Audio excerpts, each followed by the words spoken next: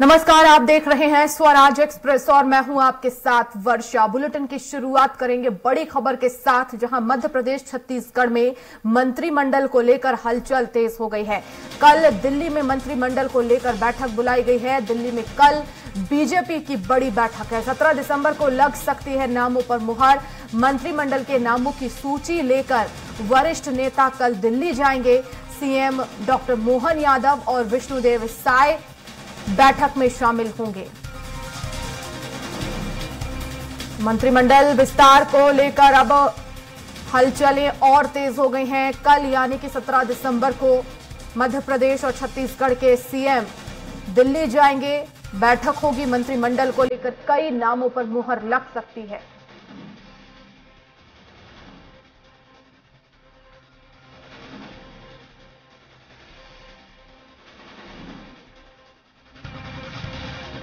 तो विष्णुदेव साय और डॉक्टर मोहन यादव कल दिल्ली जाएंगे और मंत्रिमंडल को लेकर नामों पर चर्चा करेंगे। कल ये तय माना जा रहा है कि नामों पर मुहर लग जाएगी। फाइनल मुहर होगी 17 दिसंबर को। मंत्रिमंडल के नामों की सूची लेकर वरिष्ठ नेता दिल्ली जाएंगे। अब देखना होगा कि कौन कौन से नाम होंगे जो मंत्रिमंडल में शामिल किए जाएंगे। कौन से पुराने चेहरे जिन्हें एक बार फिर से जिम्मेदारी सौंपी जाएगी, कौन से नाम होंगे जो नए होंगे, नया चेहरा होगा जो मंत्रिमंडल में शामिल होगा। तो कल बड़ी बैठक है दिल्ली में और फाइनल मुहर जो है वो कल लग सकती है। तो बड़ी बैठक इसे माना जा रहा है। दिल्ली आलाकमान से चर्चा करेंगे वरिष्ठ नेता। मध्य प्रदेश और छत्तीसगढ़ मंत्रिमंडल को लेकर हलचल तेज हो गई है। और इस खबर पर ज्यादा जानकारी के लिए संवाददाता भोपाल से हमारे साथ जुड़ गए हैं कुमार संदीप, और हमारे साथ रायपुर से जुड़ गए हैं दिलीप साहू।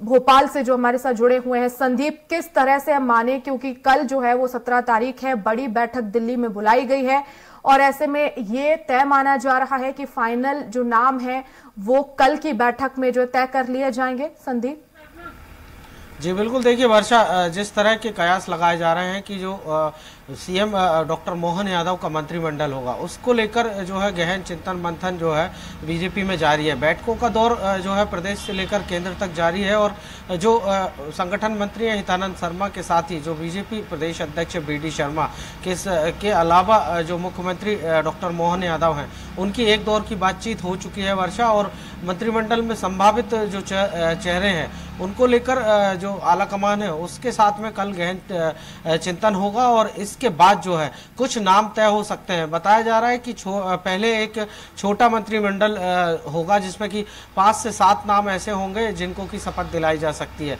लेकिन चूंकि 18 तारीख से विधानसभा का सत्र है, ऐसे में देखने वाली बात यह होगी कि अगर कल बैठक होती है तो फिर किस तरह से मंत्रिमंडल को शपथ कल ही दिलाई जाएगी या फिर विधानसभा सत्र के बाद दिलाई जा सकती है। तो कुल मिलाकर अभी भी जो है असमंजस की स्थिति मंत्रिमंडल को लेकर बरकरार है, क्योंकि दोनों ही, चाहे प्रदेश का नेतृत्व हो या फिर केंद्र का शीर्ष नेतृत्व, मोहर वहीं से लगनी है शीर्ष नेतृत्व से। क्योंकि जिस तरह से बीजेपी ने जो सरप्राइजिंगली एक चेहरा मध्य प्रदेश को दिया है डॉक्टर मोहन यादव को सीएम बनाकर, ऐसे में माना जा रहा है कि आगामी जो 15 साल हैं उनको देखते हुए संभावित जो चेहरे हैं मंत्रिमंडल के, उनमें युवा चेहरे ज्यादा होंगे और साथ ही साथ जो और अन्य चेहरे होंगे जो ये मानकर चल रहे हैं कि वो 6 बार के विधायक हैं या 3 बार के या फिर 5, 6, 7 बार के विधायक हैं। ऐसे में सभी के अंदर एक जो सियासी नई गूंज हुई है मध्य प्रदेश में, तो उसको लेकर माना यही जा रहा है कि कोई भी दावेदार जो है वो अपनी दावेदारी फिक्स नहीं करके चल रहा है। जी बिल्कुल, बने रहिएगा संदीप। दिलीप हमारे साथ लगातार बने हुए हैं। दिलीप, कल बैठक है, कितने नामों की सूची तैयार हो चुकी है जिस पर कल चर्चा होगी? जी वर्षा, बिल्कुल छत्तीसगढ़ में भी मंत्रिमंडल को लेकर बेसब्री से लोगों को इंतजार है और खास करके मुख्यमंत्री विष्णुदेव साय कल ही जिस तरह से देर शाम पूर्व मुख्यमंत्री डॉक्टर रमन सिंह के साथ मुलाकात किए थे और उस दौरान दोनों उप मुख्यमंत्री अरुण साव और विजय शर्मा भी साथ में थे, तो ऐसा लग रहा है कि मंत्रिमंडल में जो नामों का लिस्ट जो तैयार किए हैं इनको लेकर आपसी सहमति बनाने का भी प्रयास किया गया होगा, ताकि कल जब दिल्ली जाएंगे तो उन नामों को लेकर ही पहुंचेंगे जिन नामों को लेकर एक सहमति बनाई जा रही है। हालांकि दावेदारों की जो संख्या है काफी अधिक है, लेकिन यहाँ जो क्राइटेरिया है उसके तहत महज 10 मंत्री ही बन सकते हैं अब, क्योंकि 3 मंत्री ऑलरेडी बन चुके हैं, मुख्यमंत्री के अलावा 2 उप मुख्यमंत्री का चयन हो चुका है, तो केवल 13 मंत्री होने हैं सीएम सहित, तो 10 मंत्रियों को ही फाइनल करना है। लेकिन क्योंकि बहुत सारे जो वरिष्ठ नेता वो जीत के आए हैं, नए जो चेहरे हैं उनको भी तवज्जो दिया जा रहा है, तो इस तरह से एक अनुमान लगाया जा रहा है कि बहुत सारे जो पुराने चेहरे हैं उन्हें दरकिनार कर नए चेहरों को फोकस किया जाएगा नए मंत्रिमंडल में। हालांकि देखना होगा जिस तरह से मंत्रिमंडल को लेकर जो बातें चल रही है उसमें हर संभागवार और जातिगत समीकरण सभी चीजों को साधते हुए मंत्रिमंडल का गठन किया जाएगा, एक समन्वय बनाने का प्रयास किया जाएगा ताकि सभी वर्ग और सभी संभाग और जिलों को नेतृत्व मिल सके। इस तरह का एक प्रयास होगा। अब देखना होगा कि किस तरह से इस पर खरे उतरते हैं, और एक चुनौती भी होगी विष्णुदेव साय के सामने, क्योंकि बहुत सारे कद्दावर नेता जीत कर आए हैं, उन्हें भी उम्मीद है, बहुत सारे ऐसे हैं जो पुराने रमन मंत्रिमंडल में रहे हैं, उन्हें भी दरकिनार नहीं किया जा सकता। लेकिन क्योंकि सीमित संख्या है, केवल 10 मंत्रियों का चयन करना है, दावेदारों की संख्या 18 से 20 है, ऐसे में निश्चित तौर पर विष्णुदेव के सामने एक चुनौती होगी। अब देखना होगा कि केंद्रीय जो इनके नेतृत्व है उनके साथ किस तरह से समन्वय स्थापित कर पाते हैं, और ये जो सूची लेके जा रहे हैं उस सूची पर कितना अमल होता है या फिर वही नया सूची तैयार होता है, ये देखने वाली बात होगी। लेकिन दिलीप, जिस तरह से बताया जा रहा है मध्य प्रदेश में कि अभी जो है 6 से 7 जो है शपथ दिलाई जा सकती है मंत्रियों को, तो ऐसे में क्या सेम फॉर्मूला छत्तीसगढ़ में भी हो सकता है लागू? नहीं वर्षा, छत्तीसगढ़ में क्योंकि मंत्रियों की तादाद कम है, केवल 10 मंत्री और बनाने हैं, तो ऐसे में नहीं लगता मुझे कि उसको 2 चरण में करेंगे, क्योंकि 19 से विधानसभा सत्र शुरू हो रहा है, शीतकालीन सत्र, तो उस दौरान भी और प्रोटेम स्पीकर की भी नियुक्ति कर दी गई है। रामविचार नेताम जो सरगुजा क्षेत्र से आते हैं, पूर्व मंत्री रहे, राज्यसभा सांसद रहे, उन्हें प्रोटेम स्पीकर नियुक्त कर दिया गया है।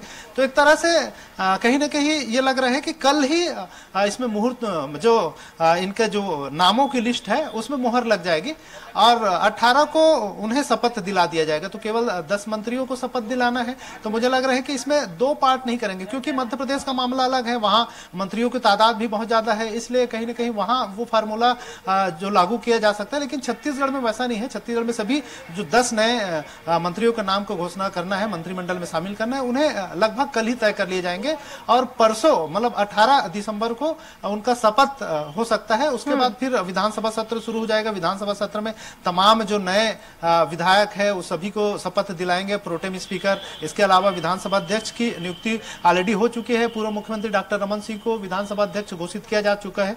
इसके अलावा जो प्रमुख चेहरे होंगे उन्हें विधानसभा उपाध्यक्ष के अलावा अन्य जो पद है उस पर किस तरह से नियुक्ति करते हैं, ये देखने वाली बात होगी। लेकिन फिलहाल एक बड़ी चुनौती होगी, क्योंकि जो वरिष्ठ कद्दावर नेता है, मंत्रियों के जो दावेदार है बहुत सारे हैं और संख्या सीमित है। जी वर्षा, बिल्कुल बने रहिएगा दिलीप। और संदीप पर एक बड़ी जिम्मेदारी दी गई है डॉक्टर मोहन यादव को, और ऐसे में कितनी तैयारी की गई है पार्टी की तरफ से इन सभी नामों को लेकर?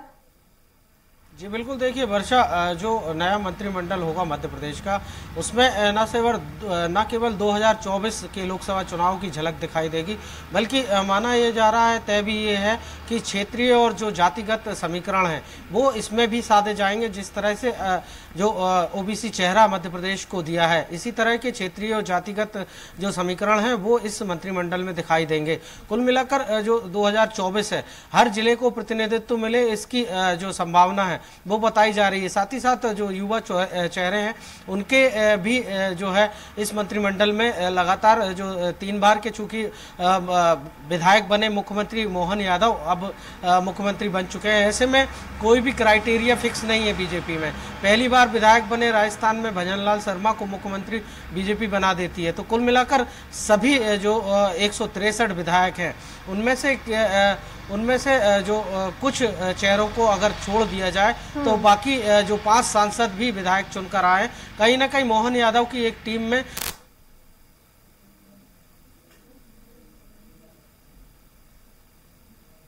पटेल यहाँ से सांसद बने हैं। इसके अलावा नरेंद्र सिंह तोमर को पहले ही जिम्मेदारी दी जा चुकी है। इसके साथ ही अन्य जो सांसद है उनके अनुभव भी जो है मंत्रिमंडल में शामिल करने की बात कही जा रही है। कुल मिलाकर युवाओं के साथ साथ अनुभव, क्षेत्रीय और जातिगत समीकरणों को बिल्कुल, तो इन तमाम जो है वो क्राइटेरिया के आधार पर जो है इस तरह से मंत्रिमंडल का गठन तो होगा। लेकिन संदीप, इसमें क्योंकि हम देख रहे हैं जो विधायक हैं, पहली बार के विधायक हैं, वो सीएम बन जाते हैं, कई चौंकाने वाले नाम भी सामने आए। जाहिर तौर पर मंत्रिमंडल का जो गठन होगा इसमें हम मानकर चलें कि चौंकाने वाले नाम ही हमें इस बार देखने को मिलेंगे। जी बिल्कुल वर्षा, कहा जा सकता है ऐसा, क्योंकि जिस तरह से 2014 के बाद से जिस तरह से अपना पूरा का पूरा कलेवर और जिस तरह के चौंकाने वाले निर्णय केंद्रीय नेतृत्व करता आया है, ऐसे में माना भी यही जा रहा है कि जो मंत्रिमंडल मध्य प्रदेश में होगा वो कहीं ना कहीं आगे के जो विधानसभा या लोकसभा चुनाव हैं आने वाले, उन 15 सालों की तैयारी इस मंत्रिमंडल में दिखाई देगी।